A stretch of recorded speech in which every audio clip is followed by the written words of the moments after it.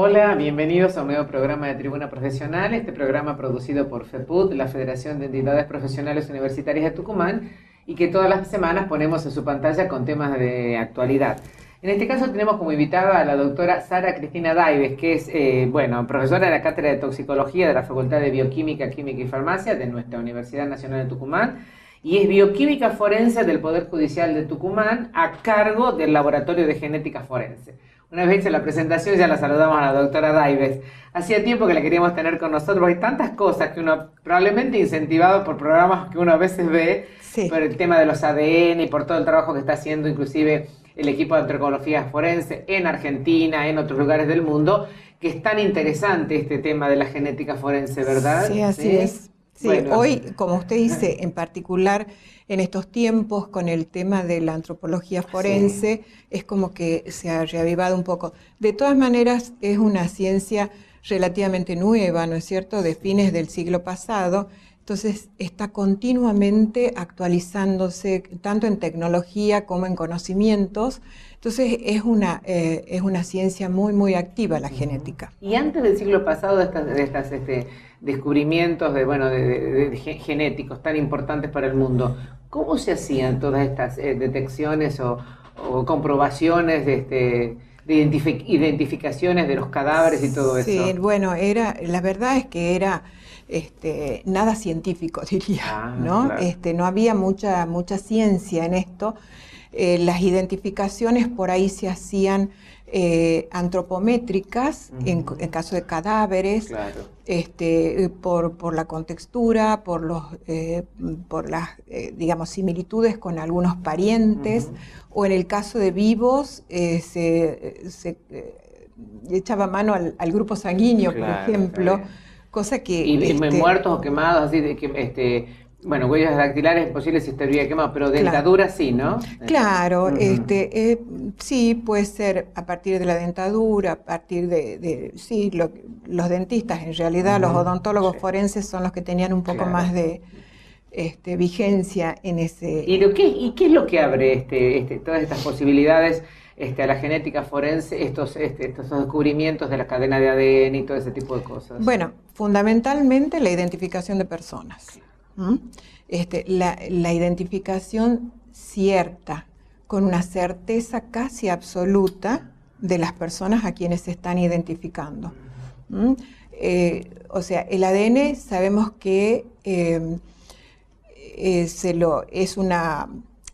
decimos en nuestra área, decimos que el ADN trae las instrucciones genéticas, ¿no es cierto?, por una parte para el desarrollo y el funcionamiento del organismo, porque el ADN tiene dos partes, una muy pequeñita, apenas un 2%, un 2,5%, que trae toda la información de nuestra constitución, digamos, o sea, que tenemos que tener los órganos que tenemos y que tienen que funcionar como funcionan, que tenemos que tener enzimas, en fin, proteínas.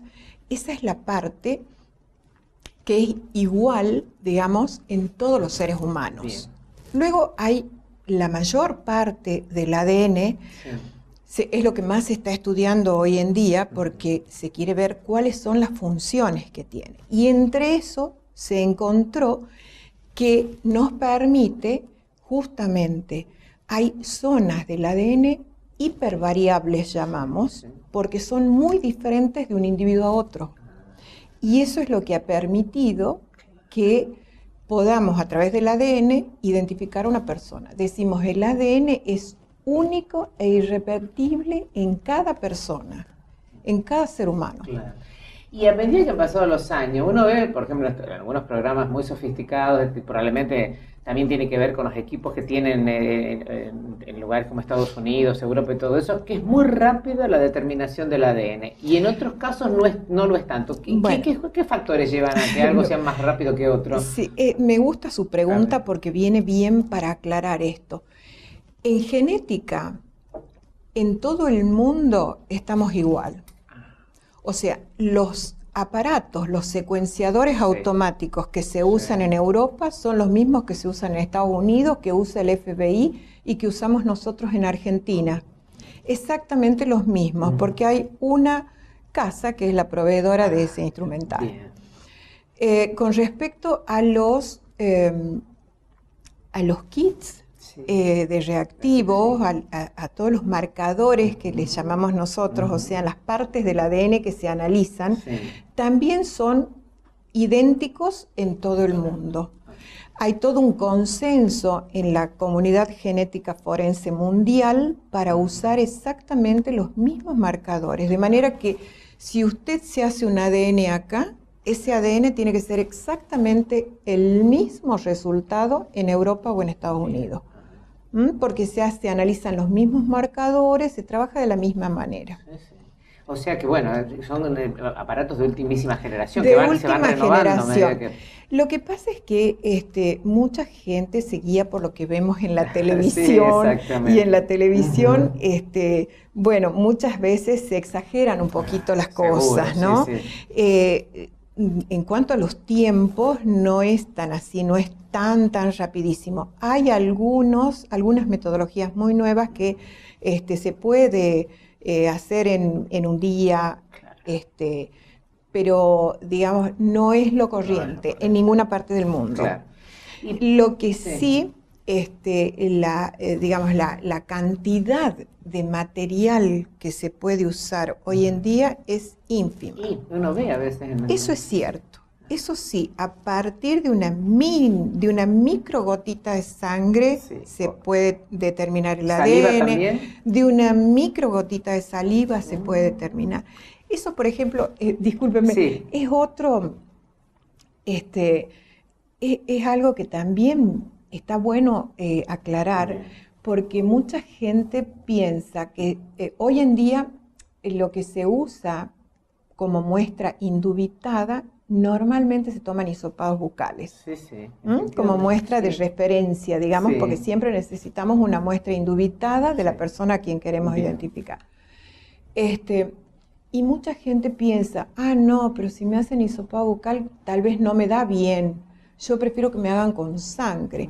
Y eso no es así, porque digamos, en todas las células de nuestro organismo, del organismo de cada persona, tenemos el mismo ADN. Lógicamente. O sea, yo en mi hígado, en mi saliva y en mi sangre y en cualquier humor o muestra biológica tengo el mismo ADN. El ADN no cambia jamás y se puede degradar, se puede no obtenerse ADN, pero nunca se va a obtener un ADN cambiado, un ADN diferente al que es, no, modificado, digamos, nunca jamás. Y doctores, con relación a la preservación de las muestras, porque uno ha visto casos puntuales, acá caso Paulina Levos, por ejemplo, que decían que había cabellos, etcétera, etcétera, y que lamentablemente, no sé en qué laboratorio se habrá hecho, pero contestaron de que no habían sido bien cuidadas esas muestras, por lo tanto no se podía hacer. ¿Envejecen las muestras o hay que tenerlas bajo ciertas,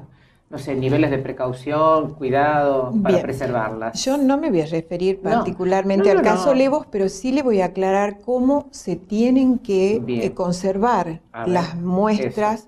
Todo tipo de evidencias en genética deben conservarse en lugares secos, en ambientes bien secos, nunca jamás envueltos en plásticos, siempre en papel, en bolsas de papel o en papel de cualquier tipo, en lo posible papeles estériles, o por lo menos que no han sido utilizados en otra. Usted sabe que siempre hay que evitar contaminaciones.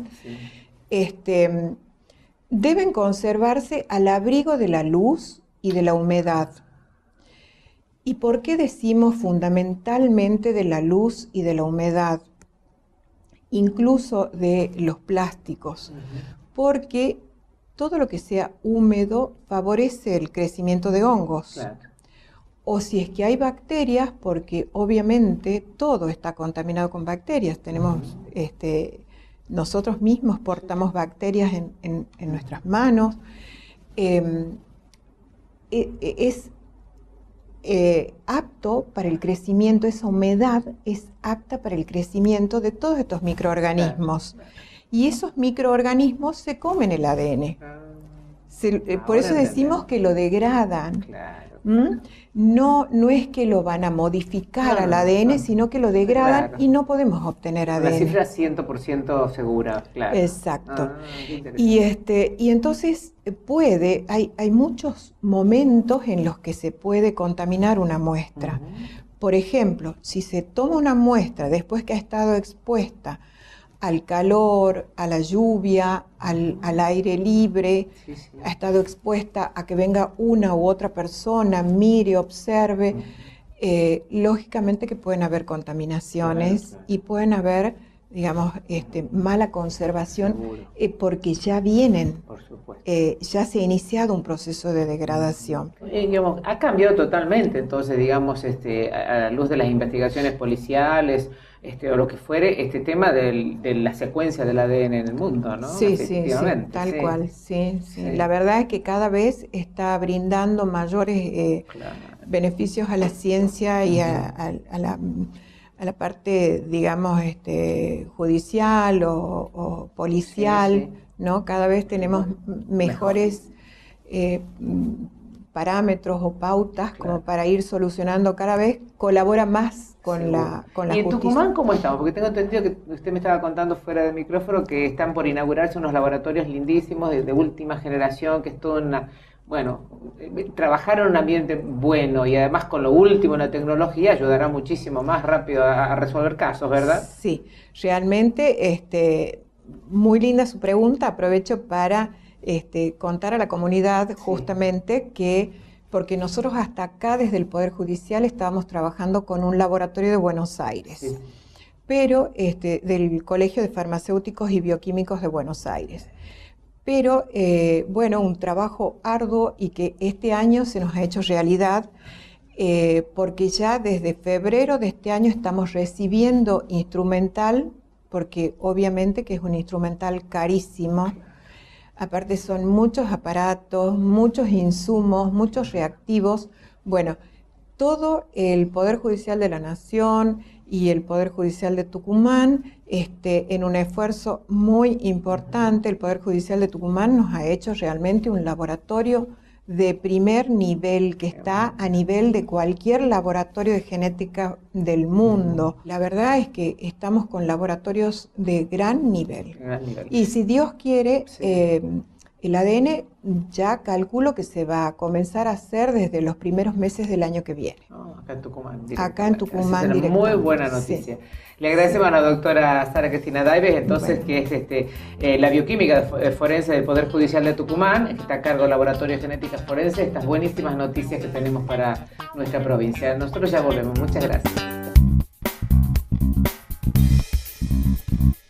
La Federación de Entidades Profesionales Universitarias de Tucumán, o FEPUT, fue creada el día 26 de diciembre de 1969, fruto de un viejo anhelo de numerosos profesionales que buscaban tener un organismo representativo a nivel local.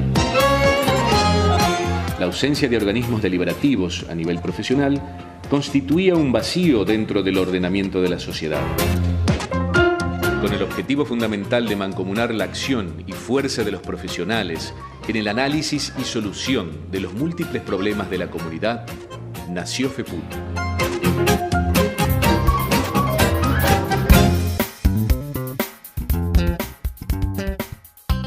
Y seguimos conversando sobre enfermedad, virus, ébola con la doctora Susana López de Caillú. Y claro, uno se pregunta, ha habido hasta cuestionamientos de tipo, decíamos, ético, porque decía, bueno, se puede probar en humanos algo que está en experimentación, pero bueno, como decimos, si ante la necesidad, yo creo que si yo me enfermara, yo tomo el medicamento. Claro, porque ¿cuál es el inconveniente, digamos?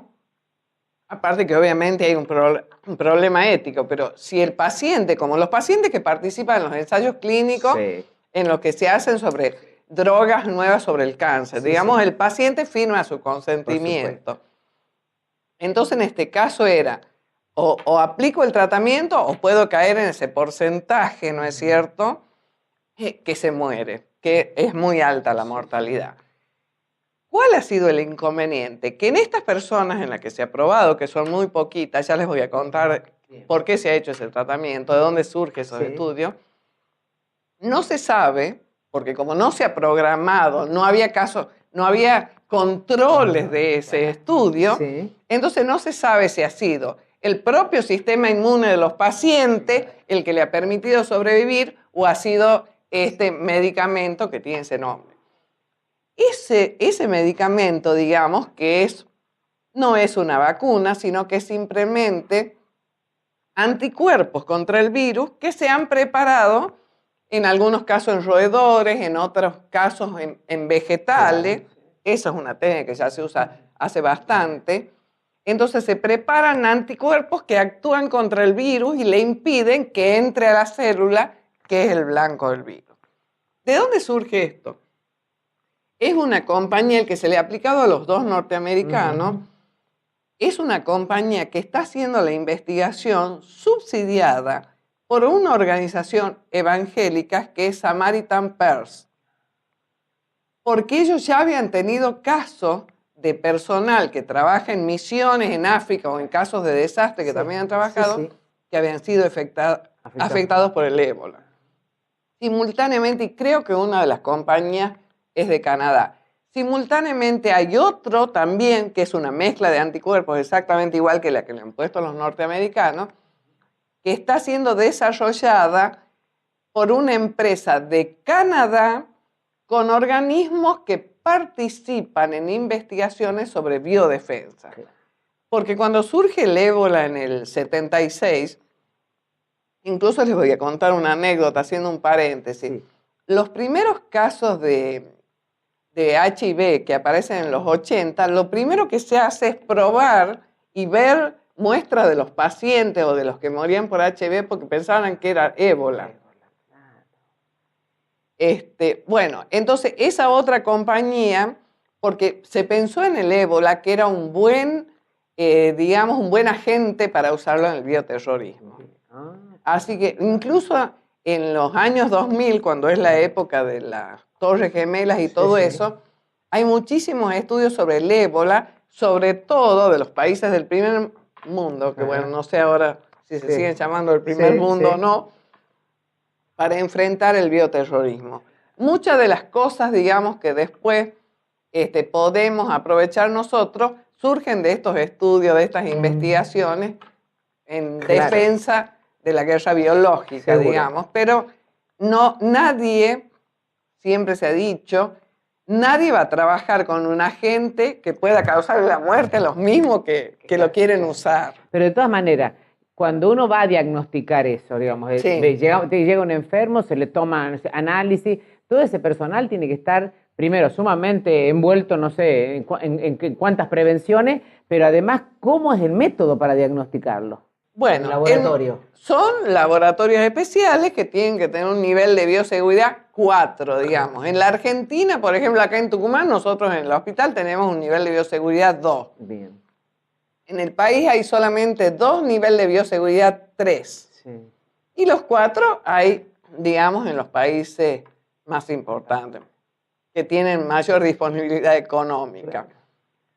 Pero hay una cosa que si bien la usamos nosotros mucho para enseñarle a los alumnos, y es cuando yo trabajo con un paciente, yo tengo que hacer de cuenta que tiene la enfermedad más contagiosa, más transmisible, de alta letalidad. Obviamente, a veces no es suficiente eso. Pero de todas maneras, cuando uno trabaja con un paciente, ya sea el médico que lo atiende en la guardia de emergencia, o sea el técnico o el bioquímico del laboratorio que le va a sacar sangre, tiene que trabajar como si ese paciente fuera de alto riesgo. Esa es una cosa que, por suerte, ha cambiado mucho en los últimos años. Y digamos, incluso ¿desde cuándo ha cambiado en nuestro país? Desde el 2009. ¿Por qué? Con la pandemia. Con la pandemia. En los países por ejemplo, en Estados Unidos o en Canadá y digamos, en Estados Unidos y en algunos países de Europa, ha cambiado con la epidemia de SARS, que nos olvidamos del síndrome respiratorio agudo severo, que también tenía algo en común con el ébola. Produjo mucha morbilidad y también mortalidad en personal de salud.